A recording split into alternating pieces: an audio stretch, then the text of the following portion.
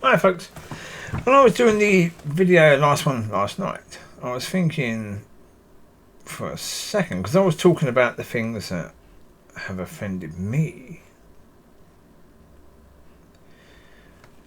For a second I thought, am I being offended for the Lord? For Yeshua. And that's an interesting question, because the reality is we can never be offended for him. Because you can never be offended for someone else. He can be offended himself if he wants to be. But he won't take any offence at all. There's no reason.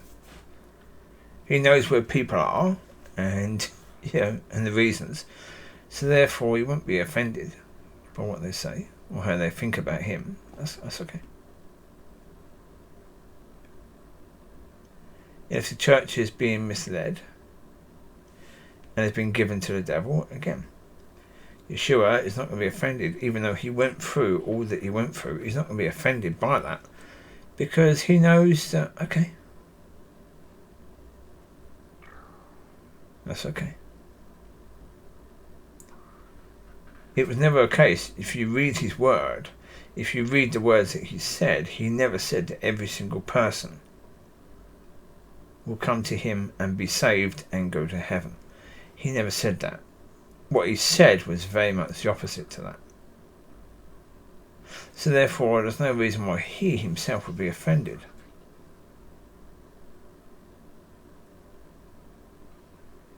The reason why I get offended by that is because, I know that there are people in those groups, in those churches, that there are people who are spirit-filled, who are on fire for God. And those fires have been quenched. They have been quenched by the people in those churches. Because naturally, you're going to do that. If what you like is lukewarm, anything too cold, you're going to warm up. Anything too hot, you're going to cool down. Because it's not the temperature you like. So therefore, naturally, they're going to do that. But for me, if you want to play stupid games, then do it. And this is where the stupidity comes in about being offended. The view is, just don't bring other people into it. But isn't that the point of church? Isn't that the point of a pastor? Especially in the church now. They choose who should be the leader. And, that person will lead according to really what the people in the church want that person to lead. Or how they want them to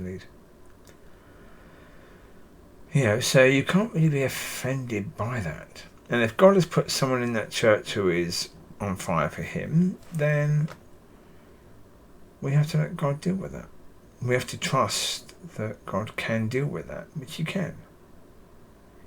If those people that are on fire for him are supposed to continue to be on fire, then God will either keep them on fire in those dead churches or move them out of those churches. So there's no reason at all for me or anyone else really to be offended by any of that stuff. It's just like the stupidity of church banning people because someone is offensive.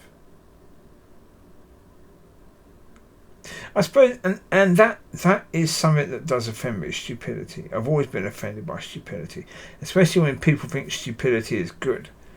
The whole point, offence is there to help you. Because you don't get offended.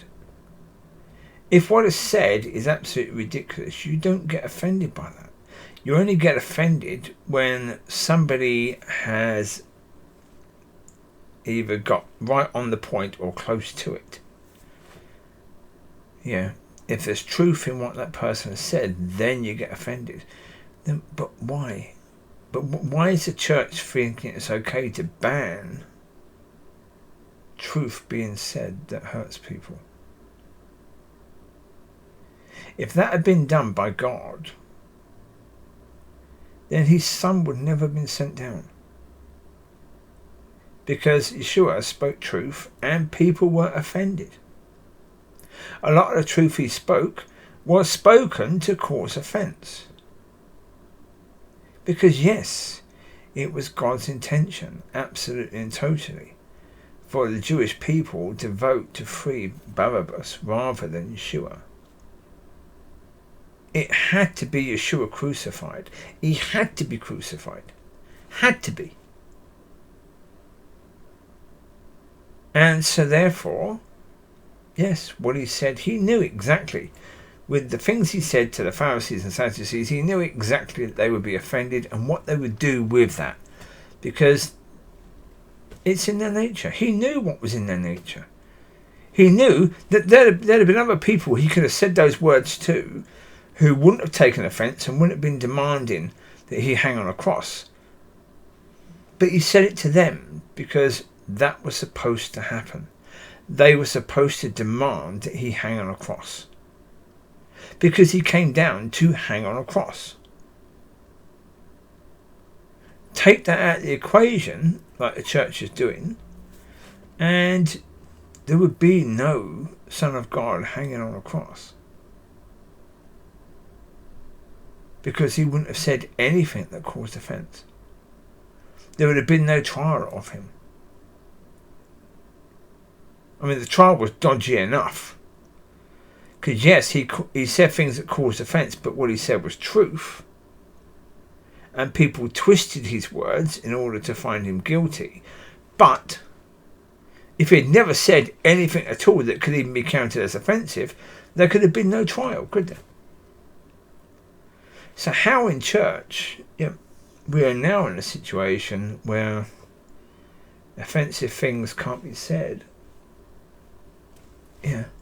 That if someone's talking complete and utter crap, and you say, excuse me, what you just said isn't true, that they go to then cry to the pastor or the pastor's assistant, and then you get banned from everything that church is now doing. Because if you're wrong, that what you said is wrong, then okay, they can correct you. But I never got corrected that what I said was wrong.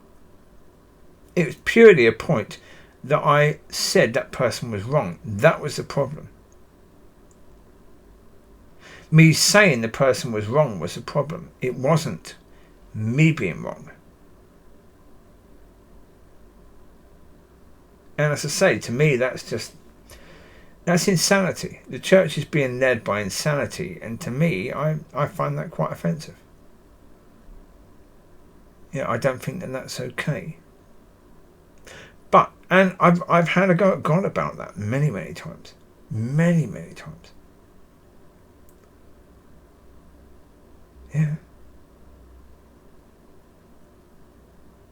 Do I understand why he's leaving the church as it is?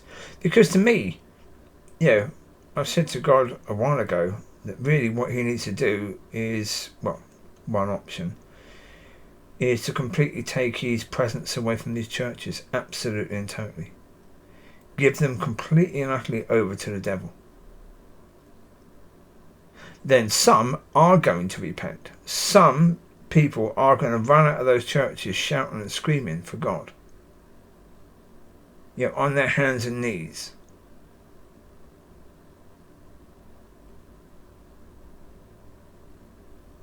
They're going to realise the error of their ways. The problem is, all the while it keeps going where there's a tiny bit of presence of God in those churches, they all think it's great, that they're doing well. But he knows better. I don't. He can see the big picture. He can see what this means and what this is leading to. I can't.